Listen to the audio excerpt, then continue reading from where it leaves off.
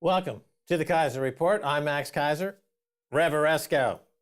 We shall rise again. Such was the motto given by Robert the Bruce to my family, the Maxwells of Carlaverock Castle. My family left Scotland after being forced out for financing one too many uprisings. The last one being the Jacobite uprising. Nevertheless, let's not dwell on ancient history. On the 18th of September, the Scots have the chance to vote for independence, to rise again. The media in the UK is universally against independence, including George Galloway, right here on this network. So we're going to take a look at some of the issues that matter to the other side, Stacey. Max, first of all, I want to say this episode was basically inspired by Tommy Sheridan, Citizen Tommy on Twitter. He and all his followers have been tweeting me nonstop for the last 6 to 8 weeks, saying you have to get him on, you have to get him on. We got him on. And lo and behold, he is at the llast minute unable to attend the interview because of some marquee, which is this posh tent, some problem with the posh tent. I think he just got cold feet, which that doesn't speak well for this movement. Well, and another full disclosure, my family is Scottish and they all very pro-independence. So with that, however, one of the issues that those who want independence from Scotland is the opposite of what George Galloway says. So George Galloway says that the reason why he's against independence is that basically England will be condemned to a future forever ruled by Tories,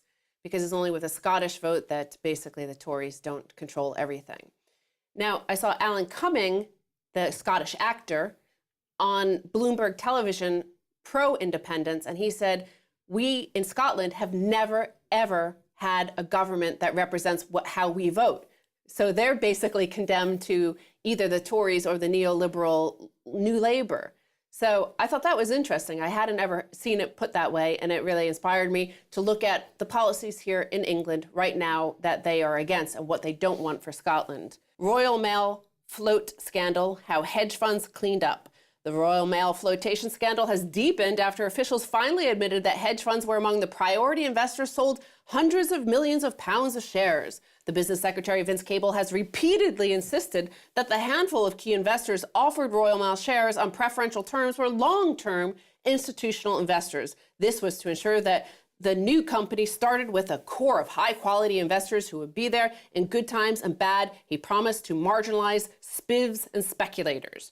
Can I comment on Scottish independence? Sure. I've got a frickin' castle up there. The Maxwell clan is embedded in the history of Scotland.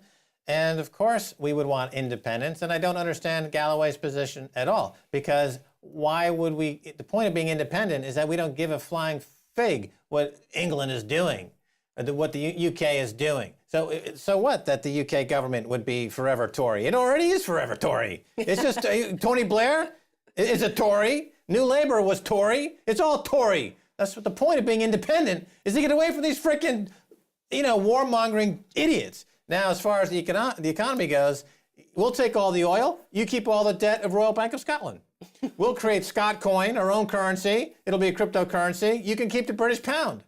Okay? As some have speculated, Dominic Frisby on this very show, given the size of Scotland and its economic potential, it could have the highest capita per GDP in the world, higher than even Qatar. So we're rich if we get rid of these Westminster losers. Now, moving right along to the point that you just made about the Royal Mail. It turns the Royal out Mail. that those 19 core investors that we were told were long-term institutional investors, well, in fact, many of them were hedge funds who sold immediately with a huge profit at the expense of the British taxpayer, which includes Scottish people and their oil, by the way. And they sold it immediately within 48 hours, a lot of them. Wall Street in the City of London saw Vince Cable coming a mile away. This guy had his pocket picked so horribly, you almost feel sorry for the guy. But Royal Mail was a travesty. The amount of money that they left on the table in the billions of pounds is shocking. And Vince Cable is a business idiot. He's a nincompoop. For him to come out there on television and say with a straight face that they had no idea that the market was oversubscribing this offer, even though the banks that they consulted with to give them a fair IPO price gave them an IPO price that was 50% higher than the price that they went out to the market. The fact that they allowed insiders and hedge funds to scalp the market and dump the market, and shamelessly as they did, shows a complete lack of respect for the British people, Vince Cable. You have shown contempt for the British people. It's not even about being incompetent. It's about being contemptuous of your constituency and your fellow British people. And there's no way in frickin', I mean, I used to work on Wall Street myself, and I've been involved in dozens and dozens of IPOs, and I know how the game works. And I can tell you point blank that Vince Cable got shafted, and so did the British people. You're going a little bit ahead because I'm going to go into those details in a bit. But I want to remind the audience, because many people are watching around the world, they don't know who or what we're talking about, perhaps. The Royal Mail is a 498-year-old institution here in the United Kingdom. It was privatized, sold off. Now, as Vince Cable has rightly pointed out, New Labour, Peter Mandelson, and Tony Blair also wanted to privatize it. So that's part of their defense, is they're saying, well, the previous government also wanted to do this. The shares were launched, the IPO, at 330p. They jumped by 38% that day. Now, 20% of the shares were allocated to 16 preferred investors, had gone to hedge funds and other short-term investors. The information that has since emerged have proven. This would equate to around 150 million pounds of Royal Mail shares, 13% of the entire stock floated by the government. Now, Vince Cable argued at the time, and he argued just recently. Actually, let's look at this clip from Question Time on the 3rd of April, where he said that it was you, the pension holders out there, who benefited.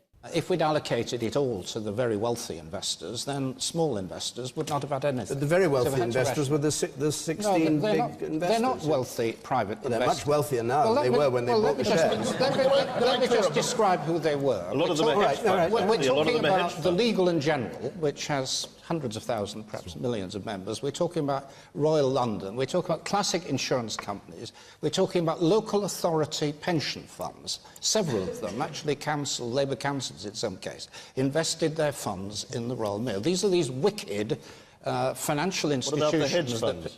Well, there are very few hedge funds represented. The one that did buy in has actually disappeared. There's very little hedge fund activity.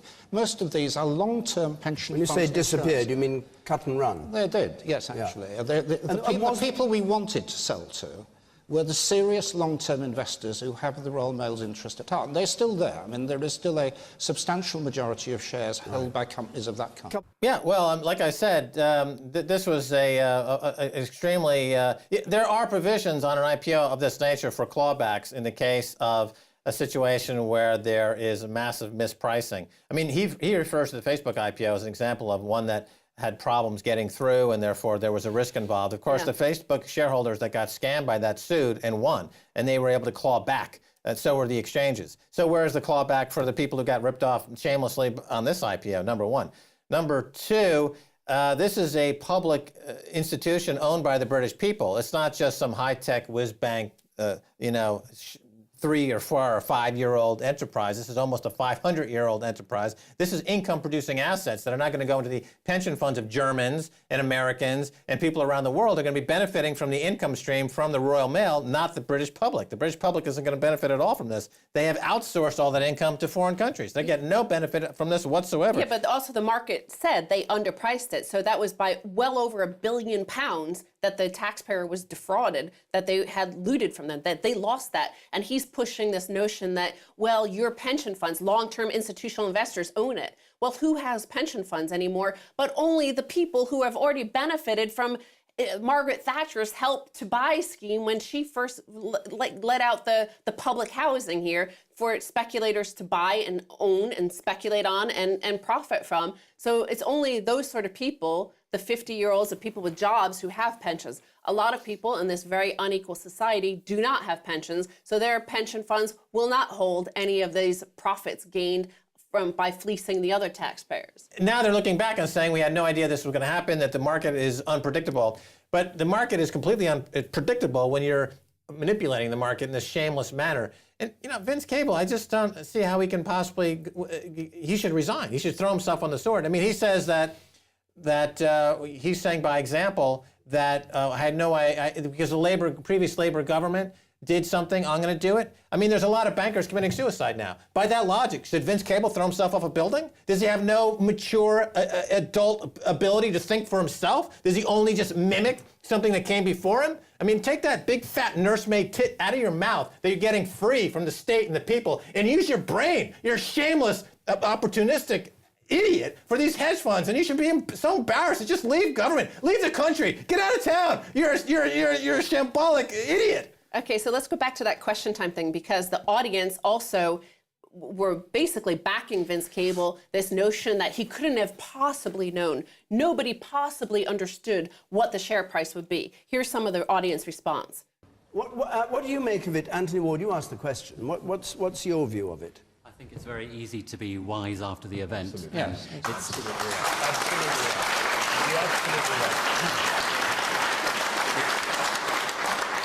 It's, it's notoriously difficult to predict the future values and the price that people will pay for shares. I think it was important to have a successful sale. It really annoys me when you try to make political capital out of these kind of issues. It really does. But in terms of who's making political capital? Peter Hain. Oh. You know, he's coming out with huge hindsight. Sure. And you know, where were the arguments at the time?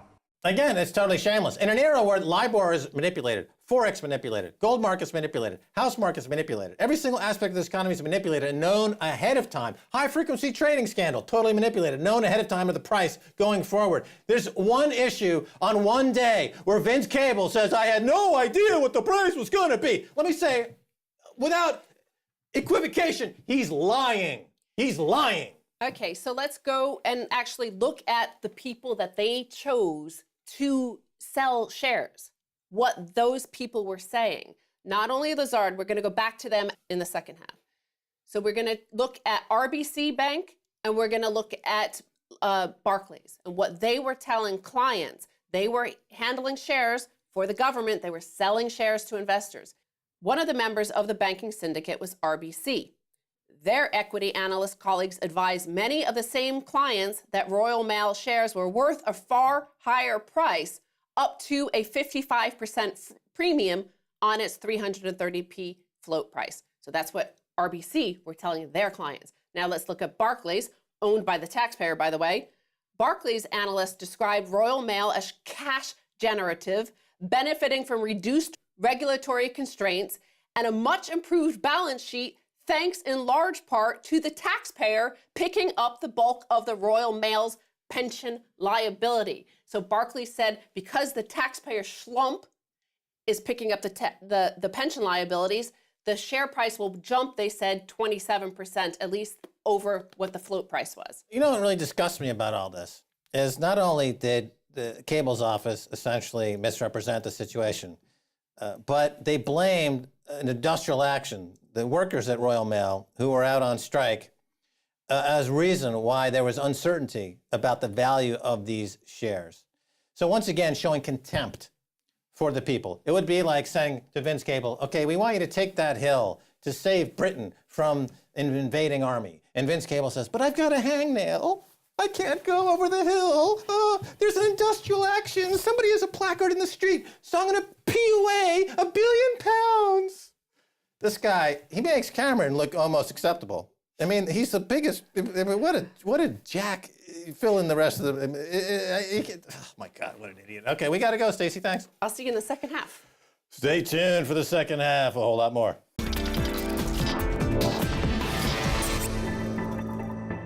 Welcome back to the Keiser Report. I'm Max Keiser. Now I'd like to turn to a special guest, Stacey Herbert.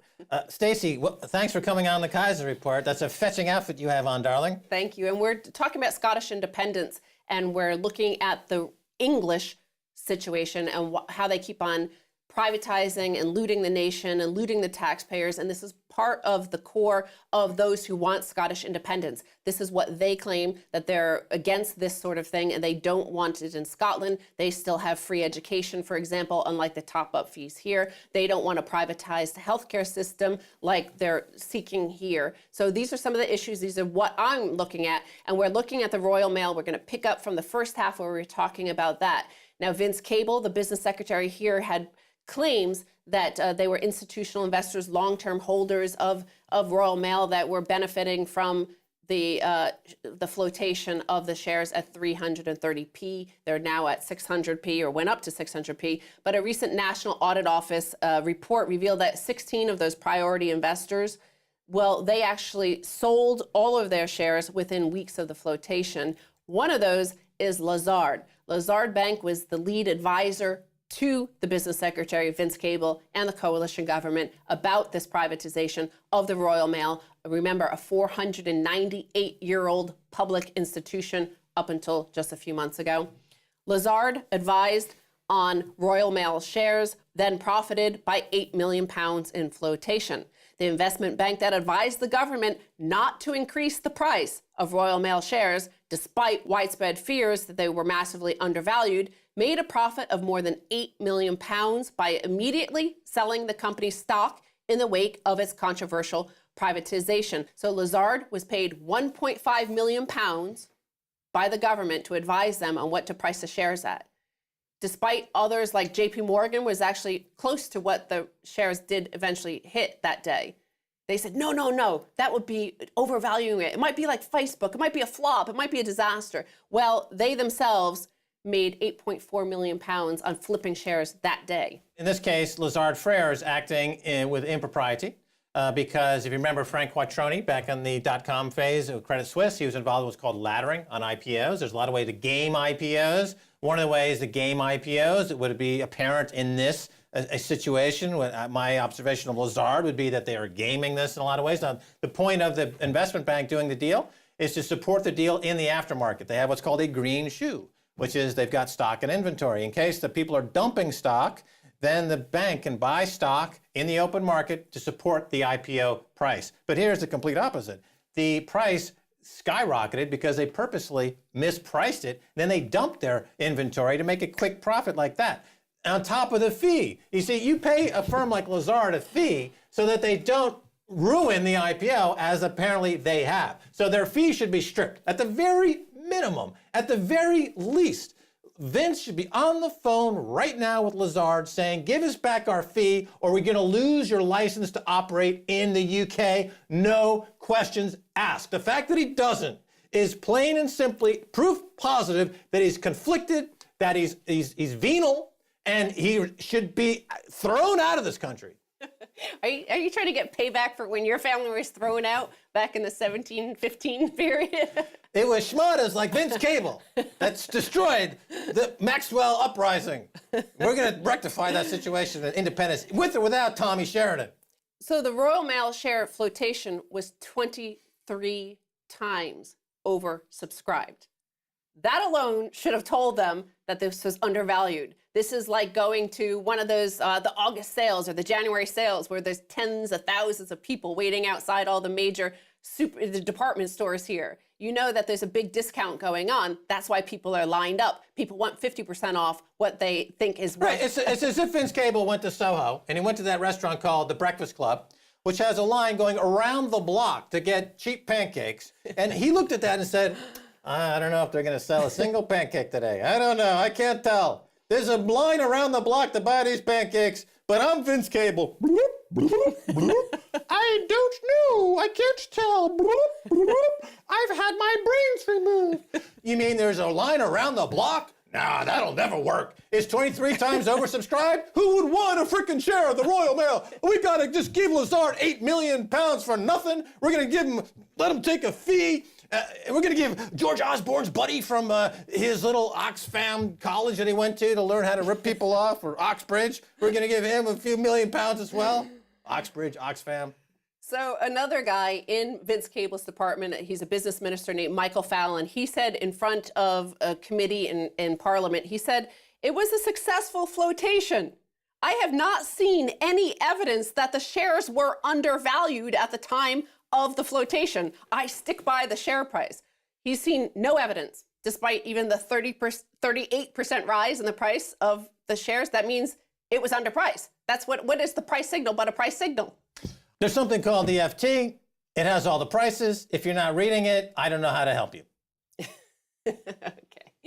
Well, let's look back to the fact that we talked about Lazard was paid £1.5 million.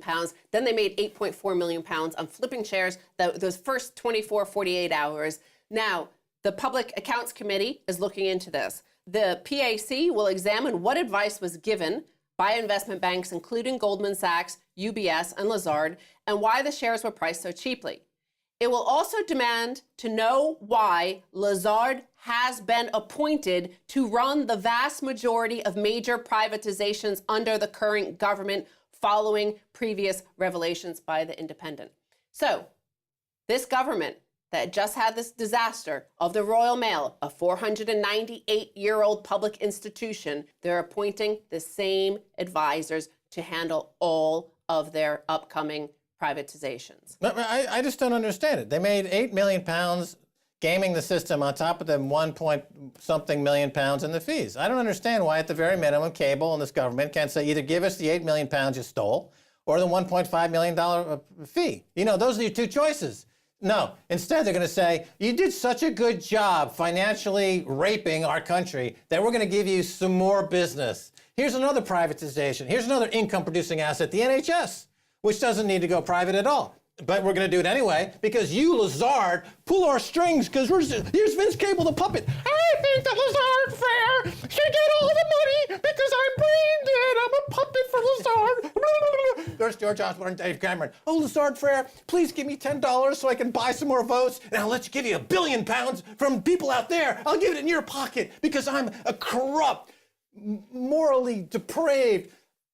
I'm thinking of a word that rhymes with Jeremy Hunt, but I can't say it on this program. So Lazard, by the way, is considered by many to be one of the most, if not the most powerful bank in the world. It's a bit behind the scenes. Most people look at JP Morgan because of the size of their derivatives book and stuff, but these guys are like the little puppet I know masters. Lazard Fair. I've known him for years. You know, I worked with him on Wall Street. But the thing about the crisis of 2008 is that it was supposed to, the problem was, remember, too big to fail. So as a result, several banks went out of business, like Bear Stearns, like Lehman Brothers, and now you've got the remaining shysters like Lazard Frere are bigger than ever. It's too big to fail, become too big to fail, much more pronounced, much more of a problem. Too bigger to fail. So there's Lazard, basically an oligopolis, an oligarchy. Meanwhile, the UK government's saying we got to stop these oligarchs in various countries around the world. We send good British soldiers out there to die because we're going to protect good things here in Britain. And they're letting an oligarch, Lazard Frere, pull their strings like stupid little puppets. He looks like, when Cameron talks, you can see the puppet strings at the House of Commons. You can see them. He walks and talks. He's the most shamelessly puppet nightmare. He's worse than Thatcher. He's worse than Thatcher. Okay, give Max back his castle and he'll shut up, Yeah, okay? give me my freaking castle and we'll call it even. And then finally, here's another reason why the Scots don't want to be like the people south of the border there. 0 hours contracts trapping 1.4 million workers at the whim of their boss. Nearly half of Britain's biggest businesses are using 0 hour contracts to employ 1.4 million workers across the country, official figures show. The contracts mean there's no obligation on the employer to provide regular shifts or for the employee to work a certain number of hours. By the way, Friedrich Hayek is the economist upon which Margaret Thatcher based a lot of her concepts on. However, it's selective fundamentalist reading of his text because he was actually for guaranteed basic income because of exactly this. He thought a man cannot be free if he was always at the whim and the mercy of his boss. Right, either minimum wage or basic income are the people's central bank. And let me explain what I mean. If you're going to have a system like in the UK where the Bank of England is printing money and it goes into the pockets of oligarchs like Lazard Frere, then if the people have no recourse, if they have no outlet economically to express their own interests, then you just have a slave state like Saudi Arabia. So the only way that people in the UK can fight back against the central bank, the Bank of England, and kleptocrats like Lazard Frere is by wanting higher minimum wage or a basic income structure. That's their recourse. That's the debate. If you don't want minimum wage and you want real free market, get rid of the central bank. But you can't have a central bank which is pilfering on behalf of oligarchs and have no minimum wage. That's beyond cruel. That's setting yourself up for a collapsed state, and you see it right here in the UK. People are waking up to the fact that they are being exploited horribly. that's our episode about Scottish independence. If you want to see the other side, look at the BBC, look at any of the media here in the UK. It's all against independence. Read any of George Osborne or David Cameron's speeches. They're against independence for Scotland. So that's the other side of the They equation. were against American independence. Exactly. Okay, so we said, to hell with you, we're going to declare our independence. Okay, now we run Britain. Who do you think is the puppet behind the puppet? Who do you think is the puppet behind the Lazard Frere and David Cameron? Don't you think it's J.P. Nyman, Goldman Sachs? They're the master puppets because they declared their independence. Scotland, as an independent state, could have the highest GDP per capita in the world. They just need to take that step. Despite what Tommy Sheridan's inability to figure out how to use Skype, you can still declare your independence. We got to go, finally. Well, give Max back his castle, Camelot Castle. That's going to do it for now. Until next time, we'll see you. And if you want to tweet us, just tweet Keiser Report.